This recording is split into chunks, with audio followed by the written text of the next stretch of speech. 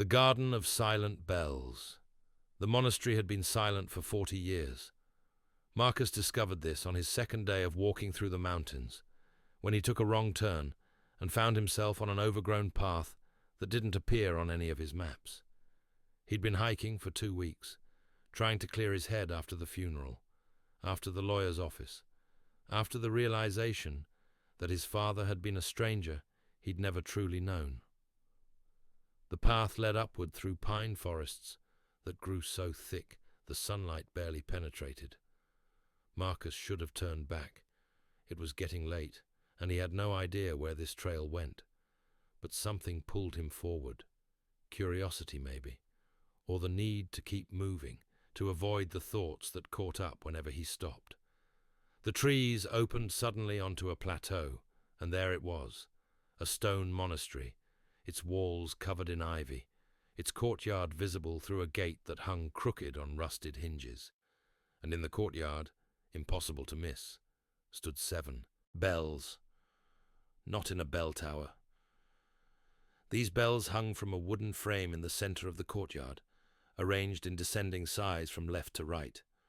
The largest was as tall as Marcus, the smallest no bigger than his fist.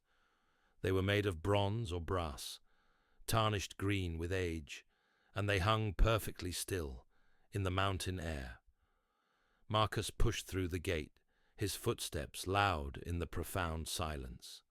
The courtyard was overgrown with wildflowers and weeds, but beneath the chaos he could see the remnants of careful design, stone pathways, raised beds where herbs had once grown, a fountain dry and cracked at the center. But the bells dominated everything. They hung in a row, each one waiting, and Marcus felt their silence like a physical presence. Not the absence of sound, but something deeper, more intentional, as if they had chosen not to ring. He walked closer, reading the inscription carved into the wooden frame. The words were in Latin, mostly eroded by weather, but Marcus could make out enough. Septem campanas, 7 bells, memoriae, of memory. Memory. Memory of what? Marcus reached out to touch the smallest bell, the one nearest him. His fingers had barely brushed the bronze when a voice spoke behind him. "I wouldn't do that if I were you." Marcus spun around. An old man stood at the edge of the courtyard, leaning on a walking stick, his clothes the worn grey of someone who'd been living outdoors for a long time. His face was weathered and lined, but his eyes were sharp and clear. "Who are you?" Marcus asked, his heart still racing from the shock. "Brother Thomas, last monk of the monastery of 7 bells, and you are trespassing." "I'm sorry. I got lost. I didn't think anyone was here." "No one is here," Brother Thomas said, moving closer with surprising steadiness despite his age. "Haven't been for 40 years, not since the night the bells stopped ringing." "Then what are you doing here?" "Waiting. Someone has to wait. That's the rule." Marcus looked from the old man to the bells and back again. "Waiting for what?" Brother Thomas studied him for a long moment, his expression unreadable. Then he gestured toward the bells with his walking stick. "Those bells used to ring every evening at sunset. Not because anyone pulled them. They rang on their own. Had been doing it for 300 years since the monastery was founded. 7 bells, 7 rings, one for each memory the monastery was meant to preserve." Memories of what? The things we lose, the people we forget, the love that fades, the dreams that die. Each bell held one kind of memory, and when it rang, it reminded us not to let those things disappear completely. Marcus felt a chill despite the warm afternoon air. And they stopped? 40 years ago this autumn, the night the last person who truly remembered stopped believing the memories mattered. That's impossible. Bells don't ring themselves, and they don't stop because of belief. Brother Thomas smiled sadly. "You're right, of course. That's what everyone said. That's why the other monks left.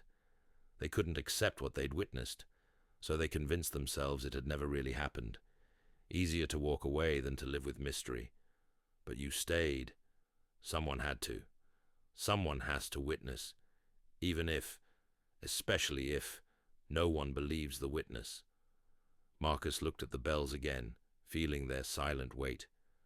Something about them made his chest ache, made him think of his father's funeral, of the empty church, of the handful of colleagues who'd attended out of obligation rather than grief. His father had been a man people knew but didn't remember, a man who'd left no real mark, no real memories worth preserving. What were the 7 memories? Marcus heard himself ask. Brother Thomas nodded, as if Marcus had passed some kind of test. He pointed to each bell in turn, left to right, largest to smallest. The first bell remembered great love lost too soon. The second, children who never grew old. The third, words left unspoken. The fourth, promises broken. The fifth, forgiveness withheld. The sixth, potential unfulfilled. And the seventh, he paused, his voice dropping to barely a whisper. The seventh remembered the forgotten themselves, the people who lived and died without leaving their mark, the ones who slipped through the cracks of history and memory as if they'd never existed at all. Marcus felt something crack open inside his chest. His father. The 7th bell was for people like his father, who'd worked 40 years at the same job, come home to the same empty apartment, died alone with a television playing to no one, who'd had a son he'd never really known how to talk to, and a life that seemed, in retrospect, like a draft rather than a final version. "Can I hear them?" Marcus asked. "The bells? They don't ring anymore. I told you. But can you make them ring, manually?" Brother Thomas shook his head. "They only rang on their own.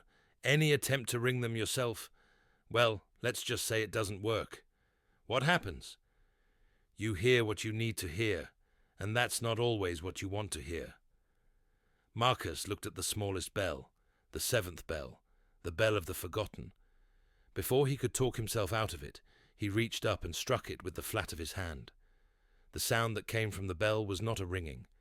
It was silence, but somehow deeper than the silence that had been there before. A silence that had shape and weight and presence. A silence that felt like absence, like the hollow echo of something that should have been there but wasn't. And in that silence, Marcus heard his father's voice, not speaking words, just there, the sound of breathing, the rustle of newspaper pages turning, the small grunt of effort when standing from a chair, all the tiny sounds of a life that Marcus had learned to tune out, to ignore, to not really notice until they were gone. He'd never realized how much silence his father had filled, how much presence had existed in all those unremarkable moments, how much memory he'd lost by not paying attention when paying attention had still been possible. The bell's silence swallowed him, pulled him down into memory after memory.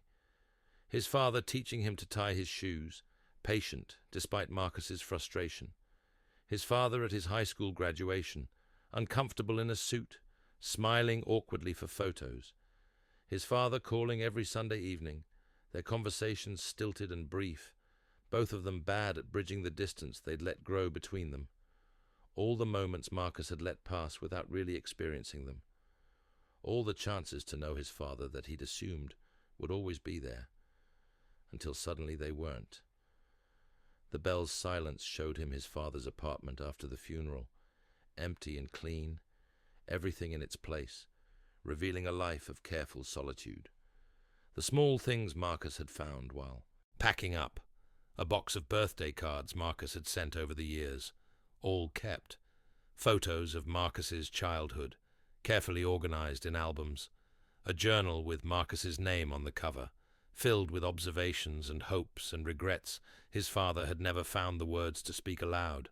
The silence showed him the shape of love that had existed without being spoken, memory that had existed without being shared, a whole relationship that had been real but never quite realized. Marcus fell to his knees on the stone pathway, his hands pressed against the ground, tears streaming down his face. The bell's silence was unbearable, not because it was empty, but because it was full of everything that had been there all along, that he'd never fully seen. Brother Thomas's hand rested gently on his shoulder. "Now you know," the old man said quietly. "Now you understand why they stopped ringing." Marcus looked up at him through his tears. Because no one was listening? Because no one wanted to hear. The bells don't just preserve memories. They force us to face them, to really feel what was lost. Most people would rather forget than feel that pain. But forgetting is worse. Forgetting means they disappear completely. "Yes," Brother Thomas said. "Yes, it is. And yes, it does." Marcus stood slowly, his legs shaking. He looked at the other 6 bells, each one holding its own particular kind of loss, its own particular kind of memory that people chose not to carry. "What happens now?" he asked. "That depends on you." "On me? I'm no one, just a man who showed up by accident." "There are no accidents here. You came because you needed to hear what the bell had to say. The question is, what will you do with what you've heard?" Marcus wiped his eyes and looked at the 7th bell, still trembling slightly from his touch. In the fading afternoon light, the bronze seemed to glow with its own warmth. "I want to remember," he said. "Really remember. Not just the facts of my father's life, but him, who he was, what he meant." "Then stay," Brother Thomas said. "Stay the night. Tomorrow I'll show you something." The monastery had rooms available, empty cells with narrow beds and small windows looking out at the mountains. Brother Thomas lit a fire in the communal kitchen and made soup from vegetables he grew in a hidden garden behind the cloister. They ate in companionable silence, and Marcus realized it was the first meal he'd truly tasted since the funeral. That night, lying in the narrow bed, Marcus could feel the presence of the bells outside, could feel their silence like a living thing. And for the first time in weeks, he didn't try to run from his memories. He let them come, let himself feel the grief and the regret and the love he'd never properly acknowledged. His father had loved him, had always loved him. Marcus had known this intellectually, but had never let himself feel it, had kept that knowledge at arm's length. Now, finally, he let it in, let it matter, let it hurt in the way it needed to hurt. Dawn came grey and soft. Marcus woke to find Brother Thomas waiting in the courtyard, sitting on a stone bench near the bells. "Come," the old man said. "I'll show you what I've been doing for 40 years. He led Marcus through the monastery, through dusty corridors and empty halls, to a room at the very back of the building. When he opened the door, Marcus gasped. The room was filled with books, hundreds of them, thousands maybe, all handmade, all bound in simple cloth covers. They lined every wall, stacked on every available surface, creating a labyrinth of memory captured in ink and paper. "What are these?" Marcus asked. "The memories the bells can't hold anymore.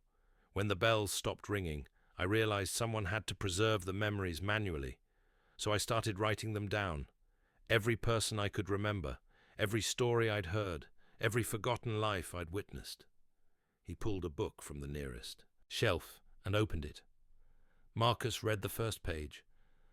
"Thomas Milbrook, born 1923, died 1987, baker. Made the best sourdough bread in the valley. Taught his nephew the recipe, but the nephew moved to the city and never used it. The taste of that bread is gone from the world now, but someone should remember it existed." Marcus flipped through pages, story after story of ordinary lives, extraordinary in their ordinariness. People who'd lived and died without making history, but who'd mattered to someone, somewhere, somehow. "This is incredible," Marcus said. "It's incomplete," Brother Thomas corrected. "I can't possibly capture everyone, but I write what I can. It's better than nothing. Better than letting them all slip away into complete silence." "Can I—" Marcus hesitated. "Can I write about my father?" Brother Thomas pulled a blank book from a drawer. "That's why you're here." Marcus spent the day writing. At first, the words came slowly, halting as if he'd forgotten the language of memory. But gradually, they began to flow. He wrote about his father's careful habits, his quiet kindness, his terrible jokes that Marcus had always groaned at, but now realized he missed desperately. He wrote about the Sunday phone calls, about the silence that had existed between them, that wasn't empty, but full of things neither knew how to say. He wrote about love that had existed without fanfare, without drama, without the words to properly express it. About a father who'd shown up to every school event, even when Marcus told him not to bother. About a man who'd worked a job he didn't love, so his son could go to college. About small sacrifices made without complaint or expectation of recognition. By evening, he'd filled the book. When he finished the last sentence, he felt lighter. Not because the grief was gone, it would never be gone, but because he'd finally acknowledged it, finally given it form, finally made his father's memory real in a way that would outlast his own forgetting. Brother Thomas read what Marcus had written, his old eyes moving slowly across the pages. When he finished, he nodded. "Good," he said simply. "Now he won't be forgotten. Not completely." He placed the book on a special shelf. Marcus noticed other books there, all recent, all written in the same careful script as his father's journal. These were the books of the forgotten, the memories the seventh bell had once preserved. "What happens to these books?" Marcus asked. "They wait. Someday maybe the bells will ring again. Maybe someone will figure out how to make people want to remember again. Until then, the books wait, and I wait, and now maybe you'll wait too." Marcus looked at the old monk, at the room full of preserved memories, at the blank books still waiting to be filled. Outside, the 7 bells hung silent in the courtyard, but Marcus could almost hear them now, could almost feel what they would sound like if they rang, not a celebration, but a calling, a reminder, a refusal to let anything or anyone slip away into complete oblivion. "I'll stay," Marcus said. "A few days, maybe a week, if that's all right." "Stay as long as you need," Brother Thomas said. "Time moves differently here. A week might be enough, or it might just be the beginning." Marcus stayed for 3 weeks. Each day, Brother Thomas shared more stories, and Marcus helped write them down. Farmers and teachers and shopkeepers, artists whose work had been lost, scientists whose discoveries went uncredited, children who died young, lovers separated by circumstance or fate, all the forgotten lives given form again through careful attention and ink on paper. And each evening, as the sun set, Marcus stood in the courtyard with the bells. He didn't try to ring them again. Once had been enough. But he listened to their silence, and in that silence he heard all the memories they contained. Not just his father's, but everyone's. Every loss, every love, every moment that mattered to someone, somewhere. On his last day, Marcus asked the question he'd been thinking about for weeks. "Why did the bells really stop ringing, Brother Thomas?" The old monk was silent for a long time, standing beside him in the courtyard. Finally, he spoke. "Because I stopped believing it was possible to make people care, because I lost faith that memory mattered to anyone but me. The bells rang as long as someone believed they needed to ring. When I stopped believing, they stopped too. And now, maybe they'll start again. You heard the 7th bell, you let it change you. That's how belief begins, one person at a time, one memory at a time." Marcus placed his hand on the smallest bell, the 7th bell, the one that had shown him his father's love. It was warm under his palm, as if alive. "I believe," he said quietly. "I believe memories matter. I believe the forgotten deserve to be remembered. I believe my father's life meant something. The bell trembled, slightly under his hand. Then, so softly, Marcus almost didn't hear it, it rang, just once, a clear, sweet note that seemed to come from nowhere and everywhere at once. Brother Thomas gasped. Tears ran down his weathered face. "It's been 40 years," he whispered. 40 years of silence. The 6th bell rang next, then the 5th, then the 4th. One by one, they began to sound, each note building on the last, creating a harmony that was both mournful and beautiful. The sound carried across the mountains, echoing back from distant peaks, filling the valley below with music that no one had heard in decades. Marcus stood in the center of the courtyard, his hand still on the 7th bell, and listened as all 7 bells rang together. Each one voiced its particular memory, its particular loss, but together they created something larger, a symphony of remembrance, a refusal of oblivion, a promise that nothing and no one would be completely forgotten as long as someone chose to remember. The bells rang as the sun set, as darkness gathered in the valley, as stars appeared overhead. They rang as Brother Thomas knelt on the stone pathway and prayed. They rang as Marcus thought about his father, about all the fathers and mothers and children and lovers who'd been forgotten, about the importance of witnessing lives that seemed small, but were actually infinite.